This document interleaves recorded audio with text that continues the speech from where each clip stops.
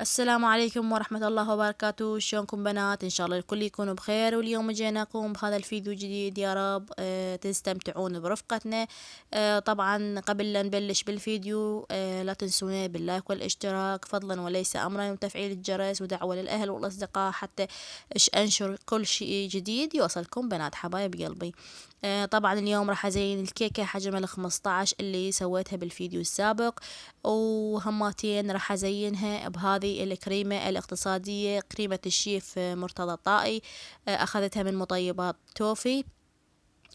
طبعا هذه الكريمة الاقتصادية اللي تكلمت لكم عنها، وإن شاء الله تستفادون بنات. طبعا هنا بنات بالبداية راح أسوي الكريمة الاقتصادية. طريقة العمل مالتها كلش سهلة وبسيطة.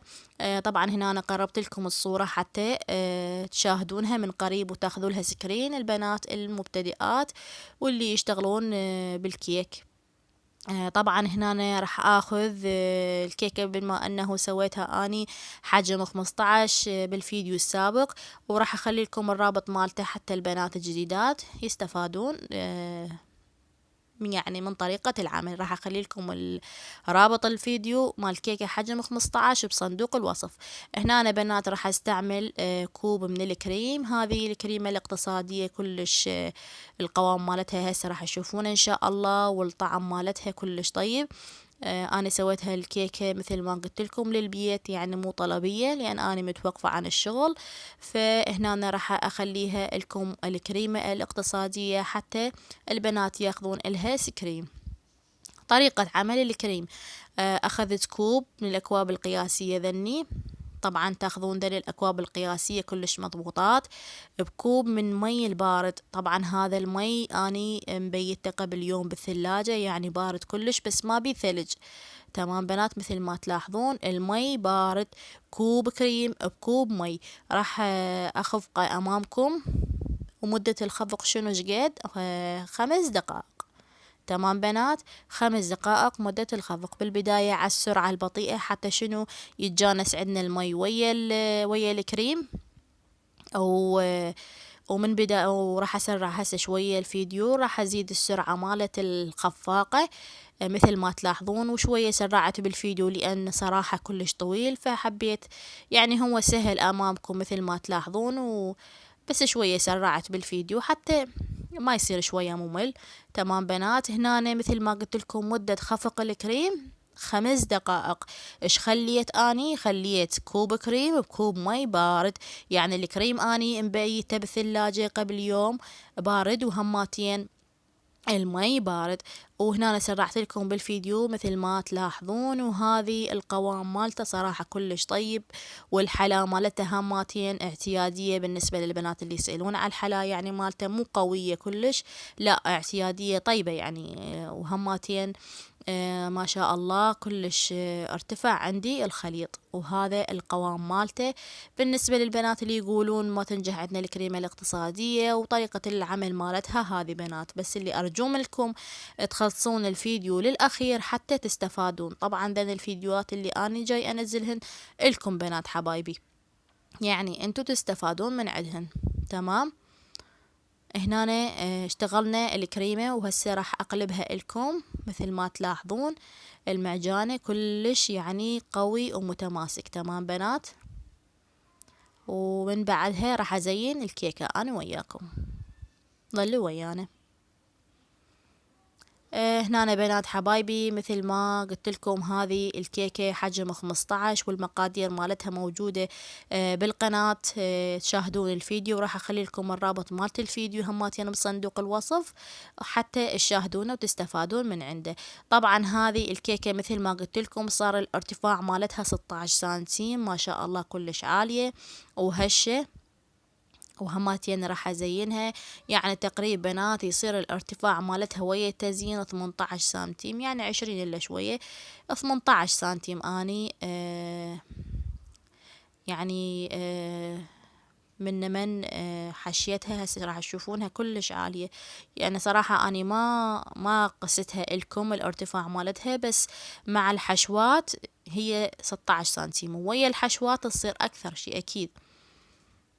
تمام بنات. وهنا راح اخفق مثل ما قلت لكم ذني لاحظتوا هاي الكريمة شوية خفقتها وطلعت الهواء اللي بداخلها حتى شنو ما تفقع عندنا من نجي نزين الكيكة. تمام. هنا أنا بالبداية ايش راح اسوي؟ راح اسقي الكيك. هسه هواية بنات راح يقولون ليش تسقين الكيك؟ طبعا بنات انا الكيك مالتي هش، يعني كلش هش، بس اني احب اسقي، يعني ماخذة ايدي على سقي الكيك حتى شوية يظل رطب، يعني تبقى عندش الكيكة يومين 3 ايام بالثلاجة، يعني معرضة للهواء ما مغطاية، ابد ما تتيبس عندنا بالثلاجة تظل رطبة. تمام. فاني اخذت ايدي على السقل، على سقي العفو، فدائما اسقي الكيك مع العلم انه الكيك مالتي هش. تمام. هنا أنا بالبداية خليت كمية من الكريم، كمية مناسبة، وعدلتها، لازم تعدلون الكريمة حتى الطبقات ما تطلع عندكم عالية وناصية، تطلع معتدلة. وهنا أنا ضفت التوفي وهماتين ضفت اللبجوز مثل ما تلاحظون. هنا الطبقة الثانية مثل ما تلاحظون هماتين راح اضيف كريم ونوتيلا وهماتين لبجوز. بنات لازم تعدلون هيك الكريم حتى الطبقات تطلع عندكم متساوية وهماتين. اكو هواية بنات يقولون ليش تفصل عندنا بين الطبقات، يعني طبقة عن طبقة تفصل عندكم. بنات من تخلون الكيك، يعني هسه انتي حشيتيها ضفتي لها كريم ونوتيلا وهذه الهشاشة مالتها مثل ما تلاحظون كلش هشة، هنا لازم هيك تضغطون على الكيكة. تمام. من تضيفون الطبقة مالت الكيكة لازم تضغطون عليها حتى تلتصق طبقة بطبقة وما تفصل عندكم من تجون تقصون الكيكة. تمام. هنا أنا راح أضيف هذه الطبقة الثالثة هماتين كريم ولبجوز مثل ما تلاحظون. طبعا الحشوات اختيارية، الزبونة من تجيش تقول لك اريد هيك حشوة اختيارية حسب طلب الزبون. وطبعا هنا احنا نحب التوفي والنوتيلا، فضفت دائما التوفي والنوتيلا والبجوز. وهنا أنا هذه الطبقة الأخيرة ضفت لها النوتيلا وهماتين بقى بالكيس التزيين شوية توفي مثل ما تلاحظون، فضفته للطبقة الأخيرة. تمام. وهنا هماتين راح اخلي الطبقة الأخيرة. بنات لاحظوا الارتفاع مالتها ما شاء الله كلش عالية، صارت تقريبا الارتفاع مالتها بال20 سنتيم، يعني اني قبل لا ازينها وشوفتكم الارتفاع مالتها 16 سنتيم قبل التزيين والتحشاء، ويا التحشاء صارت كلش عالية، الارتفاع مالتها كلش حلو وعالية. وهنا ضفت كريمة بكيس التزيين كالمعتاد، وطريقتين يا اما هيك تضيفون كريمة وتوزعونها على الكيكة، يا اما بالسباتولا وهماتين تاخذون كريم من هذا من يعني المعجانة الكريم او اسمها العفو هي يعني المعجانة، وهماتين تضيفونه يعني بالسباتولا وتوزعونه على الكيكة. فكل يعني كل الطرق سهلة. وهواية بنات ما ينجح عندهم السقي، بنات حبايبي مع الاستمرار بالشغل انتي تتعلمين وتصيرين احلى شيف، والسقل مالتكم هماتين يضبط. وهنا مجرد ما اني راح اسقل سقل اولي. هواية بنات يقولون ليش نسقل سقل اولي؟ حتى ذني الفتحات اللي بالكيكة والفتات مالت الكيك يختفي عندنا العفو بالسقل الاولي. وهنا راح ادخلها للثلاجة ساعة ومن بعدها نسقل السقل النهائي بنات. طبعا هنا من بعد ما دخلنا الكيكة للثلاجة شوية تبرد عندنا، راح الكريمة يعني اقصد تبرد. هنا راح اسوي قسمت هذه الكريمة قسمين، راح اسوي لونين من الكريم. تمام بنات. راح اسوي لون وردي فاتح وراح اسوي لون بنفسجي فاتح. هنا راح اخذ مثل ما تلاحظون هذا عندي اللون الاحمر الجل، اني استخدمت هنا الالوان الجل، هذا لون احمر. راح اخذ يعني كمية قليلة. وهنا أنا بنات أخذت يعني كمية قليلة قطرات من هذا اللون الأحمر الجول، وراح أمزجه بهذه السباتولا، وهم أيضا يطلع لي لون وردي فاتح، يعني ما أريد أطوخ. ولا غامق، أريده لون وردي فاتح. تمام بنات، وهنا هسه راح تشوفون اللون مجرد ما أمزج اللون ويا الكريم انطاني هذا اللون الوردي الفاتح. وهنا بنات بالنسبة للطعم مالتها يعني ما بي لا مرارة ولا ملوحة، يعني كلش طيب ومعتدل. وهنا من بعدها بنات راح اخذ هذا اللون البنفسجي، هماتين اخذته من مطيبات توفي، هذه العلبة ب5000. طبعا بنات هذا اللون خاص بالكاكاو، الكاكاو النستلة، يعني اقصد هذا الكاكاو البلوك. فهنا ايش راح اسوي؟ راح اخذ من عنده كمية قليلة او راح اضيف لها قطرات من المي وراح اخليها فوق الكريم. لويش؟ حتى اريد اشوفه يعني ينطيني اللون اللي اريده، يعني ينمزج هذا اللون ويا الكريم لو بس خاص مال الكاكاو. وهسه تشاهدون ويانا بنات حبايب قلبي، هنا اخذت يعني هيجي ربع من هذه الملعقة، ملعقة صغيرة مثل ما تلاحظون أخذت ربعها.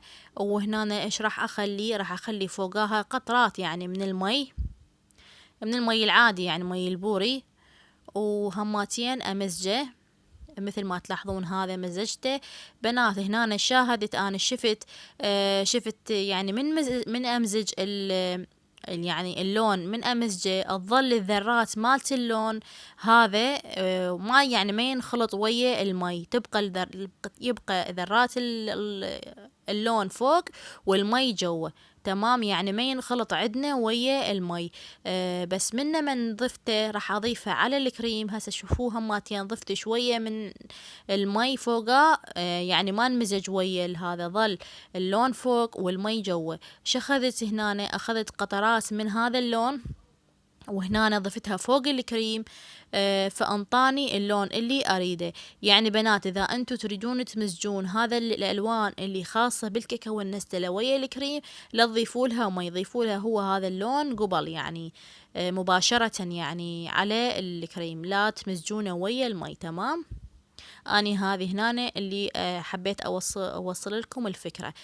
تمام بنات، فاني هنا مزجته مثل ما لاحظت ويا المي، فان ما انمزج ويا المي يظل المي جوا والذرات مالت اللون فوق. فاخذت من هذني ذرات اللون ومزجتها مباشرة ويا الكريم، فانطاني هذا اللون البنفسجي الفاتح. وبالنسبة للطعم مالته هماتين ما بي اي طعم مرارة او ملوحة، لان هواية اكو الوان ينطون هذا الطعم. تمام، واللون مالته ما احكي لكم عنه كلش حلو. انا ردته هذا اللون فاتح، بنفسجي فاتح ووردي فاتح. تمام، وهنا من بعدها بنات ايش راح اسوي؟ هسه راح اطلع الكيكة من الثلاجة وراح ازينها امامكم بنات، لا تروحون ضلوا ويانا. وهنا بنات حبايبي من بعد ما طلعت الكيكة من الثلاجة مثل ما لاحظتوا، يعني تقريب ساعة بردت عندنا الكريمة، حتى من اجي اسقلها السقل النهائي ما تطلع عندنا لا كريمة بيضة ولا فتافيت الكيك. تمام، او فتات الكيك. هنا أنا ايش راح اسوي بهذا كيس التزيين؟ مثل ما تلاحظون وزعت هنا الكريمة بالبداية البنفسجية جوا، هاي مثل ما تلاحظون. وراح اسوي هالكيكة لونين اني لون بنفسجي وردي، ومن بعدها ايش راح اسوي؟ هذا وزعت هماتين اللون الوردي داير ما يدور الكيكة، وهماتين راح اسقلها هسه مثل ما تلاحظون. اوزع الكريمة داير ما يدور الكيكة، وراح اخذ القاشطة، هذه القاشطة العدلة، و بس اثبت ايدي اللي بيها القاشطة والستاند هو اللي يتحرك. بنات، وبالنسبة لهذا الكريم اللي طلع بالقاشطة، اشوف اي فتحات موجودة بالكيكة يعني يحتاج اضيف لها كريم، فاضيف لها كريم. واني التزيين، بالنسبة للتزيين نزلته اكثر من مرة بالقناة، فحبيت هماتين اشارك وياكم هذا الفيديو حتى البنات الجديدات اللي بالقناة وهماتين تستفادوا من عنده بالنسبة اذا تردون تزيين يعني بسيط. تمام، وهنا أنا وزعته داير ما يدور الكيكة مثل ما تلاحظون.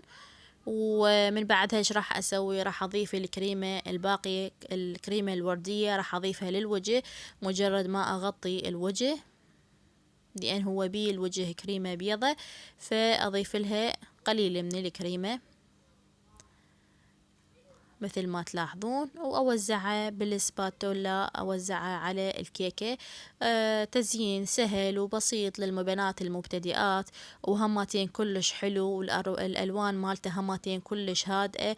بنات حبايبي، نصيحة إلكم، يعني إذا تريدون تزينون الكيك لا تضيفون ألوان هواي، يعني أحمر وأخضر وأصفر، خصوصا هسه المبتدئات يجيبن ويخلين بهالكريم. فأنتوا خلوا التزيين مالتكم بسيط، والألوان مالته هماتين خلوها هادئة، حتى شنو يصير عندكم منظر الكيكة كلش حلو. تمام بنات حبايبي. وهنا راح أعدل الوجه. اخذ هذا الكريم اللي فوق بالكيكة بهذه الاسباتولا، ومن بعدها ايش راح اسوي؟ راح اسوي لها نقشة بهماتين بهذه هذا المشط، نسميها هذه القاشطة أم المشط المسننة. هيك سويت لها نقشة، ومن بعدها ايش راح اسويها؟ راح اضيف لها الترتر العفو، هذا الوجه هماتين سويته بالسباتولا، حركة بسيطة دائرية، وهيك تصير عندنا نقشة حلوة. ومن بعدها ايش راح اسوي؟ راح اضيف لها الترتر الابيض اللي يلمع، اللماع يعني هيك بس ابيض لماعي. هنا ضفت لها اطار، اطرتها من جوا. الكريمة اللي زادت عندي من الوردية ومن البنفسجية ما مزجتها سوا، لا خليتها سويتها لونين بالكيس التزيين، لون بنفسجي ولون وردي، فانطاني هيجي الكريمة مدرجة، يعني لونين بالاطار من الاسفل. هسه راح تشوفونه ان شاء الله من اكمل. وهنا أنا من بعد دخلت الكيكة للثلاجة هماتين، بردت وطلعتها، وراح هيجي ارشلها هذا الترتر اللماعي الابيض بهذا الجهاز الابرش او جهاز الرش، شوفوا انتو شلون تسمونه يمكم. هنا مجرد ما راح اخلي هذا الترتر اللماع، هذا ينطيني بس لمعة. وهنا على اليابس راح اسويها، يعني هنا يابسة ما اخلي لها المي. اكو بيها بنات يضيفوا له مي، انا هنا ما راح اضيف له مي، مجرد على اليابس. وهنا مثل ما تلاحظون شلون تدخلونه فتحات من الجهتين، وتدخلون هذه البيضة بيها، وهماتين هذه القطعة الصغيرة البلاستيك راح تدخل بهذه الفتحة مثل ما تلاحظون. وهنا تدخلون هذا الجهاز، وكلش سهل. ومثل ما تلاحظون هيجي نوزعه على الكيكة شلون البام مالت المي ونفسه، وهيجي نرش مثل ما تلاحظون الترتر داير ما يدور الكيكة، فينطيني هماتين جمالية للكيكة ولمعة كلش حلوة. اللمعة مالتها هاي مثل ما تلاحظون بنات هيجي ترشون. واكو بيها بنات يستعملوا له مذيب للترتر، واكو بيهم يستعملوا له نكهة او مي. فهنا انا كل شي ما ضفت له، يعني على اليابس هيك وزعت الترتر داير ما يدور. واذا ما عندكم يعني داير ما يدور الكيكة اقصد، واذا ما عندكم هذا الجهاز، هذه مالت العطور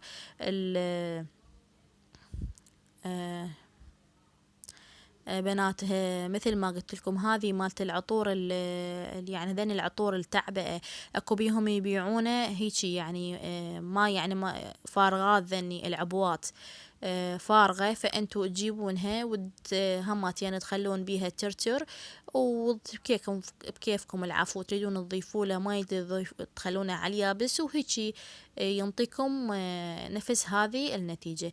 هنا أنا ضفت ذني اللؤلؤ، حبات اللؤلؤ، ذني غذائيات طبعا. وعندي 3 أنواع، يعني 3 أحجام العفو، هنا يعني لونهن أبيض، بس 3 أحجام. هذا الحجم الكبير والوسط والكلش صغير، راح مثل ما تلاحظون وزعته داير ما يدور الكيكة. وبالنسبة لهذا الناعم كلش راح أضيفه بالحواف، حواف مالت الكيكة. وتكمل عندنا تزيين سهل وبسيط ويفيد المبتدئات، وهماتين كلش حلو، والألوان مالته هادئة. ومثل ما تلاحظون هيجي ضفته بالحواف مالت الكيكة مثل ما تلاحظون، بالجوانب أقصد. وتكمل عندنا الكيكة بنات، ضلوا ويانا. وهنا مثل ما تلاحظون اللمعة مالت الكيكة كلش حلوة، والتزيين هماتين كلش حلو وسهل وبسيط ويفيد المبتدئات. وإذا يجيك شي تردين تزيين سهل وبسيط هذا موجود عندي بالقناة. بنات حبايبي أهم شي اللي أرجوه من عندكم لا تنسونا باللايك والاشتراك، وإن شاء الله عجبكم الفيديو ونال رضاكم. وما أحكي لكم على اللمعة مالت الترتر كلش حلوة، مثل ما تلاحظون، والألوان هماتين كلش حلوة، يعني صراحة أني عجبتني. بنات حبايبي هنا قرب فيديونا على الانتهاء. لا تنسونا باللايك والاشتراك ودعم قناتي. أحبكم حبايب قلبي، في أمان الله وحفظه، مع السلامة.